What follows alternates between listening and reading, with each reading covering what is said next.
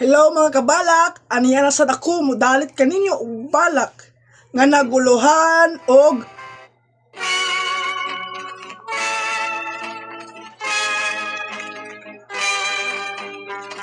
ugma bagong kinabuhi pagsubang sa kabuntagon.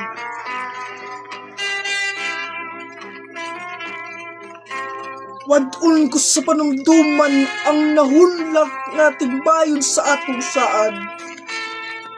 Ug dili ko palambuon ang kalasag sa limpog na naangkon ning dughan. Hinuon bukhon ko ning palad dawaton ang basahon sa kamatuoran. Kakun ang bini sa gahapon bisbisan, sakiton ka sa palad. Kuhaon ko ang punyas sa pakyasan, kagitampok ning kasing-kasing. Ug ang tuson ang tanan nga kahapdos ka nang walay luha nga moagas. Kaya paghilak latid sa kagahapon, karon wala gayoy mo awas. Padun ko ning punahuna ang tigbayon sa mga damgo nga napukul. Ang apdo sa kapakyasan mahimo nga gun-ubon sa panumduman. Unya nga nga dawaton ko man ka nagamot sa kamatayon. Unsay nungdan nga bugtoon king kinabuhi sa kaparutang na angkot.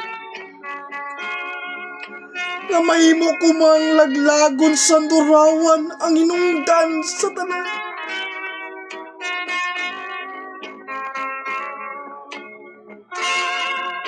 Laksiun ko sulod din kaisipan ang maitong nga palad sa akong kagahapon. Pagsiyon ko ang masakit o mahulgaong anib nga ning binuhat nga miagni. Aron ang damon kining kahiladman sa masaksyan ugma nini. Kay ugma bagong kinabuhi inigsubang sa adlaw sa kabuntagon. Mga kabalak, pwede na ka mo mag-send or request o balak sa atong messenger. Huwag ako ning pangabasahon.